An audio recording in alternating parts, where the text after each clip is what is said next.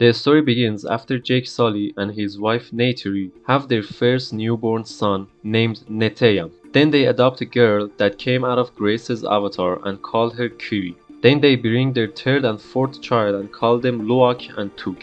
And there is a kid named Spider who was raised by the lab guys. He loves playing with Jake's children. They live happily together, but one thing about happiness is it can vanish in the blink of an eye. The Sky People invade their planet again. 1 year passes and you see Colonel Miles is brought back to life with Punch throwing at the air and not knowing where he is and what he is. Then he finds out that his memory was inserted in his avatar clone. His memory is saved till the last battle that caused his death, so he doesn't remember his death, but he knows Jake is on top of his revenge list. One day, when people of Sky are transporting ammunition and weapons, fall under a surprise assault by the Na'vi. The Na'vi's forces utilize explosives, resulting in derailments of the train. After destroying the planes, they initiate the process of gathering the weapons and ammunition. In the meantime, the Colonel is mobilizing his troops, preparing them for their expedition to the planet Pandora. The Colonel addresses his troops, telling them the mission is to locate and eliminate Jake Sully. Next, you see Kira watching her mother's motionless body,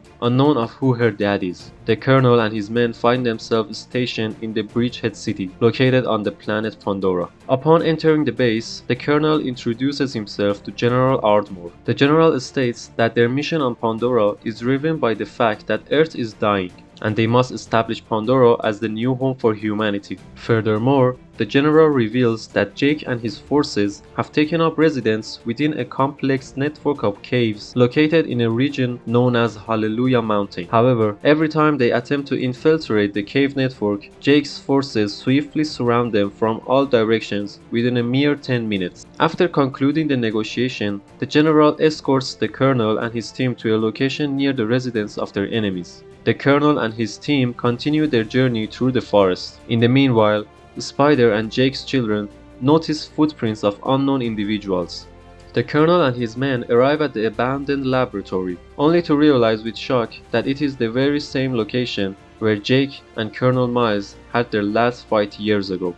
Unknown to the Colonel and his men, they are being watched by Jake's children. Upon receiving the crucial information from his son, Jake is alarmed to discover that they might be in danger.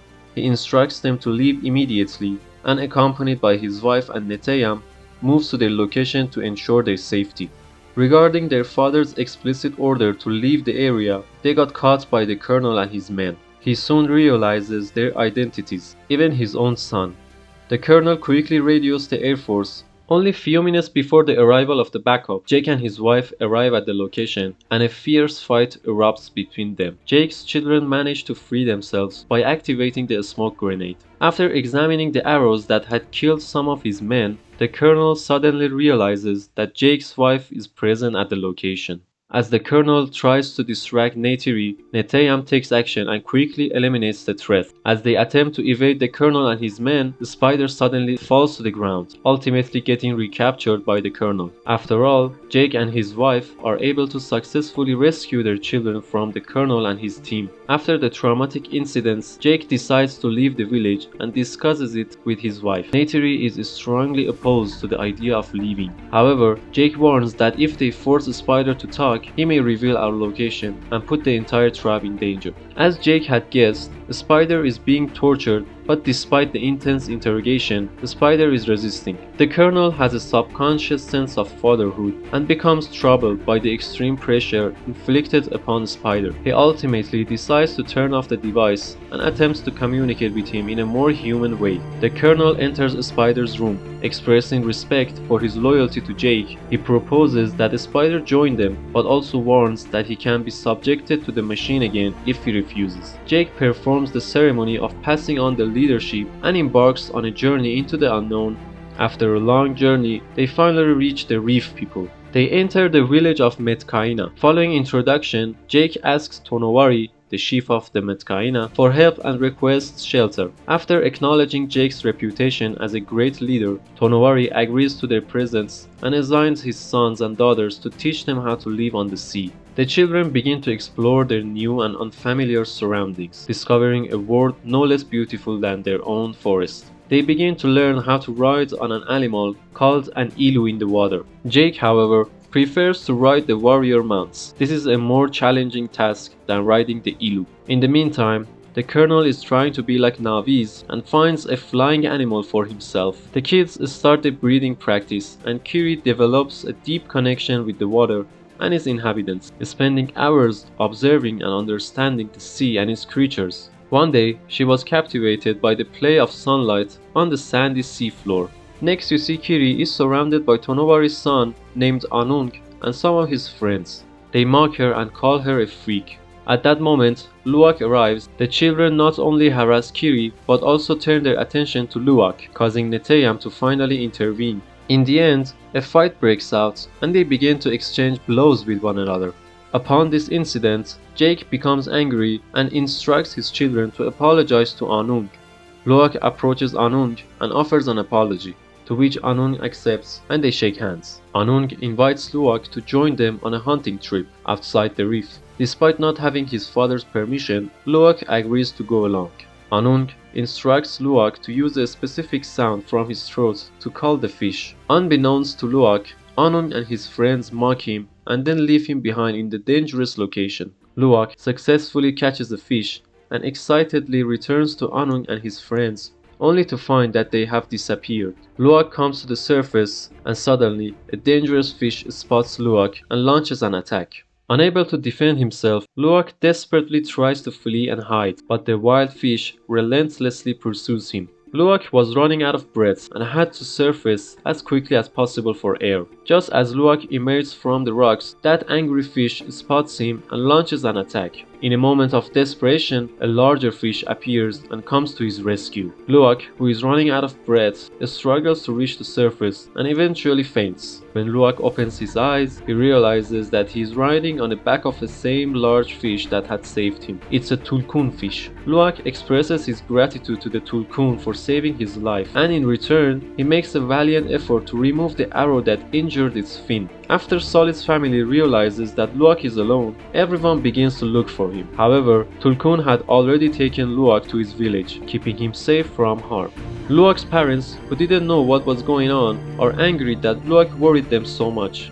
But Luwak doesn't blame Anon for this. A few days later, they go to the spirit tree, and when Kiri connects to the spirit tree, she seizes his mother. And when she asks her who his father is, he has a nervous breakdown, trembles, and faints. With the help of the children, they pull her out of the water and quickly bring her to the village. Jake seeks assistance from the forest villagers' scientists, who quickly arrive by air to help Kiri. While the scientists are helping Kiri, Neytiri approaches the wife of the village chief and asks her to help her daughter. She starts treating Kiri in the traditional way, and Kiri finally opens her eyes. As the colonel with the spider and his team patrol the forest, they receive the message. The radar had detected a fighter plane in the distance. The colonel and his team mount their birds and fly to a large ship stationed nearby. Landing on the ship, they quickly seek out the person in charge and begin to discuss their plan of action. The captain says this ship and aircraft are equipped for hunting Tulkun, but he agrees to the colonel's words. Meanwhile, the Tulkuns have returned to the village. Tulkun's return was met with great joy. Simultaneously, the colonel and his team visited the water village one by one, asking the locals for any information on the whereabouts of Jake Sully. Despite the colonel's behavior, such as shooting the Ilu and setting fire to the villages, none of the locals revealed the location of Jake Sully. Tonovari informs Jake that the Sky People are looking for him, but he orders the villagers not to reveal his whereabouts to them. The colonel realizes that he cannot extract Jake's whereabouts by pressuring the villagers. He also becomes aware of the close connection between the Tulkuns and the Navi of the sea. The colonel and his team begin their hunt for the Tulkuns, hoping to flush at Jake and force him to reveal his location. To hunt a Tulkun, they first shoot a tracker in order to mark their targets. After marking their targets, the team puts up their ship on the water and prepares to hunt. The boats enter the water together and use a defending sound bombs to force the Tulkun to the surface, using sound waves and hitting them to disorient and drive the other Tulkuns away. The team moves in on the indicated Tulkun. The team then uses small submarines to shoot balloons filled with air at the marked Tulkun from below, causing it to surface. In the end, the team hunts down the Tulkun by shooting it under the stomach with an explosive grenade. After the hunt is over, the team retrieves a golden colored liquid called Amrita from the Tulkun's brain. The Amrita is the elixir of immortality, capable of preventing aging. Following the colonel's orders, the team leaves the Tulkun as is, hoping that the people of the sea will see it and reveal themselves. Upon learning of the Tulkun's death, the villagers held a public meeting and expressed anger and a desire to fight against the Sky People. Despite Jake Sully's warning that fighting would result in widespread destruction, the villagers refused to back down. Realizing that he cannot stop the villagers from fighting, Jake shows them the tracker and explains that being shot by one of these marks them for death. He urges the villagers to inform Tulkuns and call for him so he can silence it. As the villagers go to inform the Tulkuns, Luwak decides to inform the Paikan, the Tulkun that saved him. After facing opposition from his brother Neteyam, Luwak decides to leave and the kids all start following him. When Luwak arrives at Paikan, he discovers that it has been marked for death. As everyone tries to remove the marker from Paikan's body, Luwak informs his father of their location. Jake informs Tonowari of the situation and Tonowari orders to prepare for attack. Jake and his wife, accompanied by all the hunters of the tribe, gather their battle equipment and head towards their location.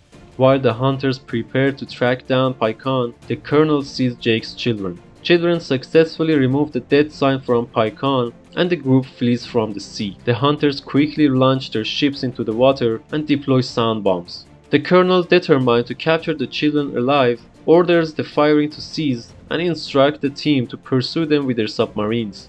After a lengthy pursuit, Luwak, Tuk, and Tonowari's daughter are finally captured by the submarine's firing nets. The colonel takes them to the ship and handcuffs them to the railings. At the same time, the Navis arrive and Jake sees that his children and Tonowari's daughter have been captured. The colonel removes Luwak's wireless device from his neck and contacts Jake, demanding that he come alone or else Luwak will be killed. Realizing that he and his family are responsible for the problem in the village, Jake decides to go alone. As Jake moves towards them, Neytiri observes him from above with her bird. Paikan realizes that someone has a gun pointed at his friend Luwak. It becomes angry and launches himself onto the ship. Paikan causes destruction on the ship, throwing objects around, and in response the colonel and his men begin shooting at him. The hunters even attempt to stop him by shooting an explosive spear, but it fails to hit its target and Paikan escapes back into the water. Meanwhile, Jake and the rest of the village launch an attack on the ship. The colonel's team begins shooting, causing the people of the village to flee into the water. Neytiri intercepts the helicopters from above and fires at them. The Navis begin to attack and kill the colonel's men. The colonel finds Neytiri and begins firing, but suddenly Jake emerges from beneath the water and rushes to his wife's aid. Having run out of ammunition, Jake retreats back into the water, pursued by the colonel, who shoots at him from above. Kiri also becomes involved in the conflict, using her special bond with the sea creatures to aid in the battle. The spider joins the fray, causing destruction from inside the ship and attempting to aid his friend in the conflict. In the process, he damages the ship. Jake suddenly emerges from the water and pulls the colonel down with him into the water. At that moment, Neteyam reaches the ship's deck and unlocks the handcuffs of the children. Luwak and Neteyam arm themselves and head to rescue Spider. After being freed, one of the colonel's men manages to catch Kiri and handcuff her. Tuk and Tonowari's daughter head out to rescue him. As they approach Kiri, the colonel emerges on the ship's deck and sees Tuk, handcuffing her as well. Luke and Neteyam manage to reach Spider and successfully rescue him. Suddenly, the colonel spots them and a fight breaks out with gunfire exchanged. In the end, all three jumps into the water. However, they soon discover that Neteyam has been shot and Luwak brings him along as they head to his father. Working together, they manage to pull Neteyam out of the water. Meanwhile, Neteyam's mother arrives, but it is too late and Neteyam dies. Despite Neytiri's initial disbelief, she embraces him and tearfully pleads for the Great Mother to return him. Simultaneously, the colonel contacts Jack and informs him that he has his girls in his custody. The colonel proposes a deal, Jake Sully for the girls. Jake speaks with his wife and encourages her to be strong, urging them to work together to rescue their daughters. The colonel and his men are waiting on the ship, prepared for the arrival of Jake. While the colonel is threatening Jake on the phone, Jake tosses a grenade into the rockets on the ship, causing multiple casualties and leaving the colonel's men in a state of shock. Jake immediately springs into action, while Neytiri also joins in and lends a hand to Jake. Jake kills the colonel's men one by one. Neytiri also contributes to the fight. Both Jake and the colonel run out of ammunition, and Neytiri discovers that her bow is broken. Jake arrives at Took's location. He proceeds to free her. However, at the same moment, the colonel emerges holding Kiri hostage with a knife pressed against her throat. The colonel compels Jake to surrender his weapons and handcuff himself. Spider intervenes and appeals to the colonel to reconsider. Suddenly, Neytiri swiftly places a knife under Spider's throat and asks the colonel to release his daughter. However, the colonel denies that the Spider is his son, and Neytiri says a son for a son and raises her knife to kill Spider. Unexpectedly, the colonel tosses Kiri aside and instructs Neytiri not to harm Spider. Following the colonel's intervention, Neytiri releases Spider and Jake requests that she take the children with her. However, Jake chooses to stay and finish what he started. As Neytiri was leaving with the children, they were compelled to return to the ship due to a fire. Suddenly, something happens to Took and Neytiri rushes to her aid. As the ship is sinking, Jake and the colonel engage in a fight on board. Meanwhile, the Spider and Kiri flee and ascend to higher places as the ship sinks. On the other hand, Neytiri and Took search for an escape route as the ship sinks. Eventually, the ship overturns and begins to go underwater. Jake and the colonel continue their fight underwater, and after a fierce struggle, Jake manages to render the colonel unconscious. After that, Jake attempts to save himself. However, he finds himself unable to locate an escape route and eventually runs out of breath. Meanwhile, Luak locates the Spider and Kiri and accompanies them in their search for parents. On the other hand, Kiri, aided by her deep connection with the sea and its creatures, locates her mother and Took and brings them to the surface of the water. Luak locates Jake and attempts to bring him to the surface of the water. With the aid of Pycon at the last moment, they are able to succeed in bringing Jake to safety. The Spider eventually locates the colonel, and despite his resistance to help him, he overcomes his emotion and brings the colonel to the surface of the water. When the colonel regains consciousness, he implores the Spider to come with him, addressing him as "my son." However, the Spider's anger gets the better of him and he decides to leave. The colonel with his bird departs as well. All the families reunited on the water and make their way to Neteyam's location. Jake embraces Luak and Spider. Next, you see Jake and his family, along with the water village, participate in a ceremony to give Neteyam to Awa. The ceremony is held in accordance with the belief of the Navis that all energy is borrowed and must be returned one day. The following day, Jake meets with the village chief and informs him that they will be departing for a distant location tomorrow. However, Tonowari informs Jake he is now considered a member of the Sea People. In the end, Jake and Neytiri visit the Spirit Tree and pay their respect to Neteyam, reminiscing about their past experiences. I hope you enjoyed this movie recap. Don't forget to subscribe, like, and leave a comment for us.